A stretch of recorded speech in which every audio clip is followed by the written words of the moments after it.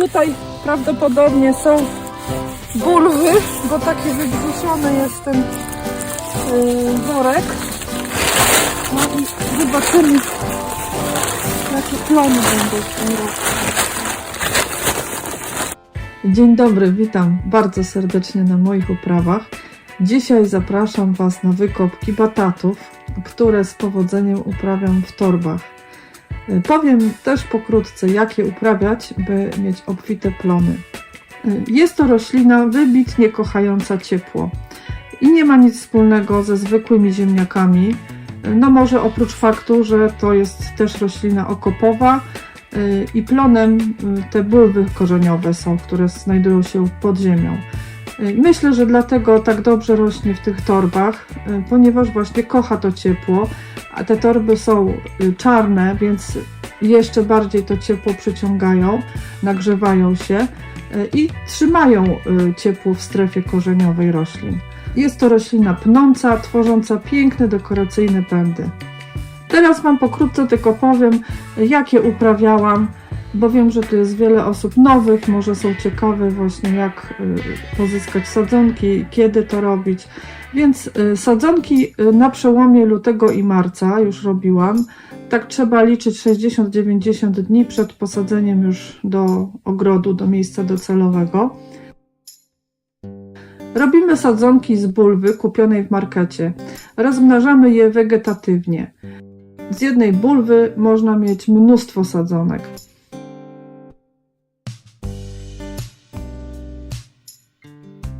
Można częściowo zakopać bulwy w ziemi, albo też właśnie włożyć je do wody, tylko też częściowo, żeby nie zgniła.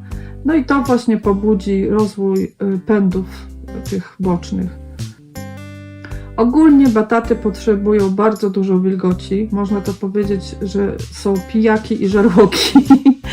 Widziałam nawet na filmach, jak niektórzy uprawiają bataty w akwarium, ale to tak typowo już na liście dekoracyjne. Sadzonki sadzimy po przymrozkach, bo to jest taka ciepłolubna roślina. Zazwyczaj w maju, tak jak pomidory, paprykę i tym podobne.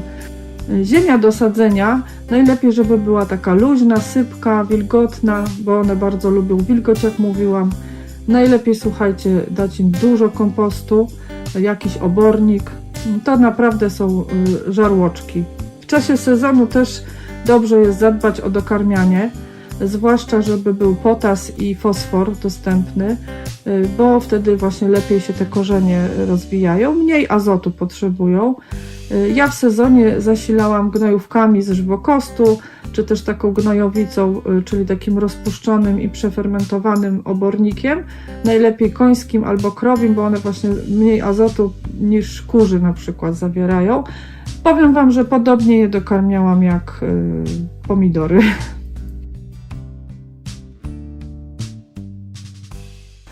Który dzisiaj listopada?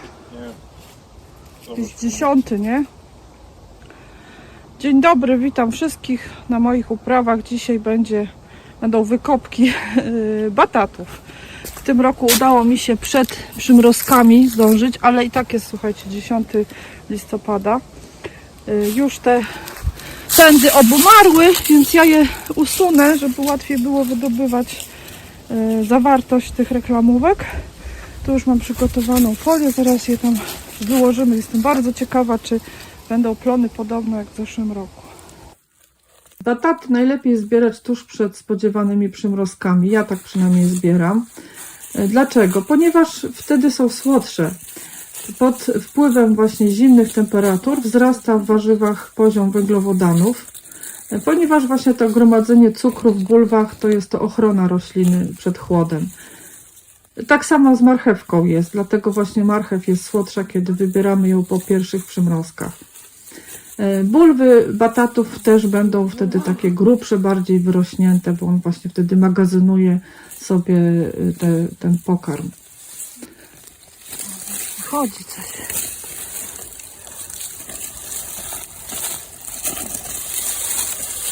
Dobra, idziemy na folię.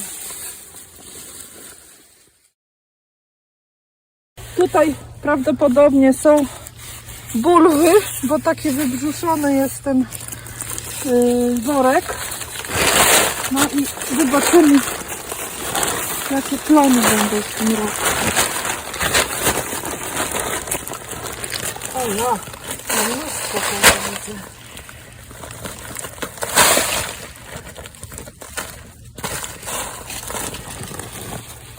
Ale dużo takich małych, nie? Drobnych jest. O ja. No naprawdę.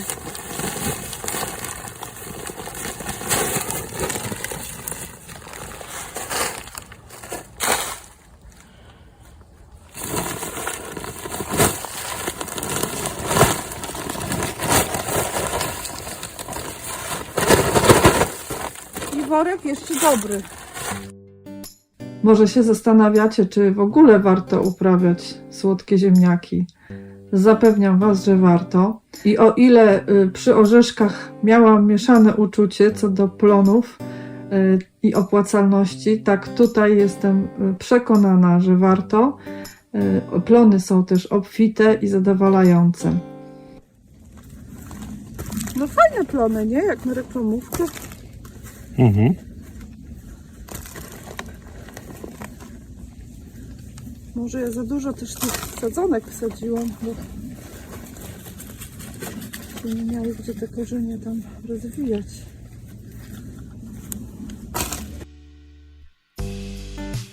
Jakie są zalety własnej uprawy?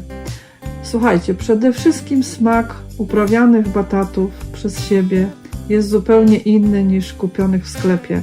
Już pomijam samą przyjemność, wiecie, uprawy tego i obserwowania, jak ta roślina się rozwija, ale sam smak, ja powiem Wam szczerze, że wcześniej nie za bardzo przepadałam za batatami, dopóki właśnie nie spróbowałam tych wyhodowanych przez siebie.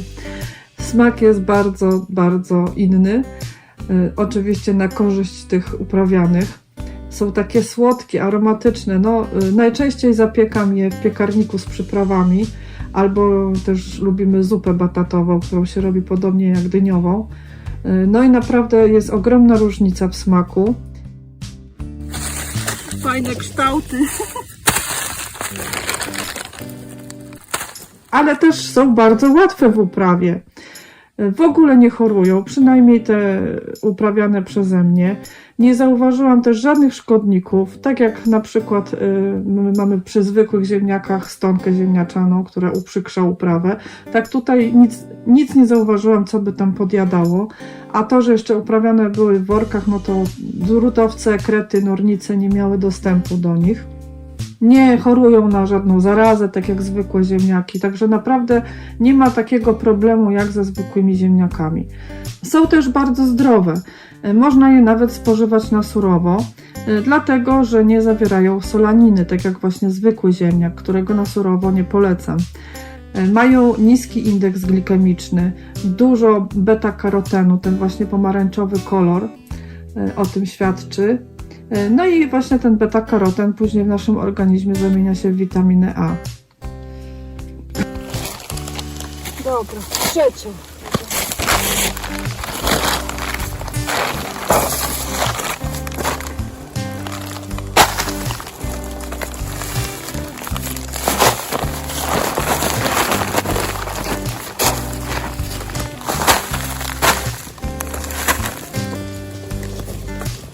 O, tutaj jakiś duży taki. Zauważyłam też, że plony zależne są nie tylko od nawożenia, ale też od ilości sadzonek w danym pojemniku, u mnie w tej torbie. Zauważyłam, że kiedy posadzimy 1-2 sadzonki na torbę, mamy kilka, ale dużych bulw. Tak miałam w zeszłym roku. A kiedy posadzimy więcej sadzonek, takich 4-5, mamy więcej bulw, ale drobniejszych.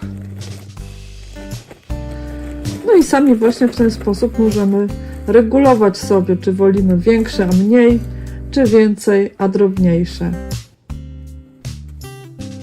Ja jestem bardzo zadowolona z tegorocznych plonów.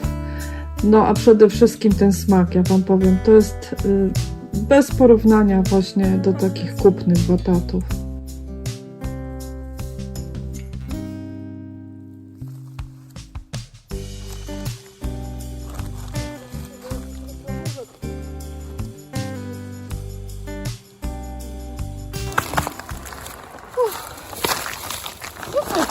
pomidory. Fajne.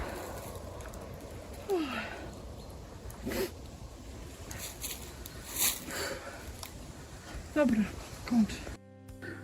Mam nadzieję, że Was zachęciłam do uprawy tego warzywa. Ono nie jest zbyt popularne w Polsce, ale mam nadzieję, że dzięki Wam będzie coraz bardziej popularne. No i co, dziękuję Wam bardzo, że byliście dzisiaj ze mną na wykopkach, że troszeczkę posłuchaliście na temat uprawy tego warzywa.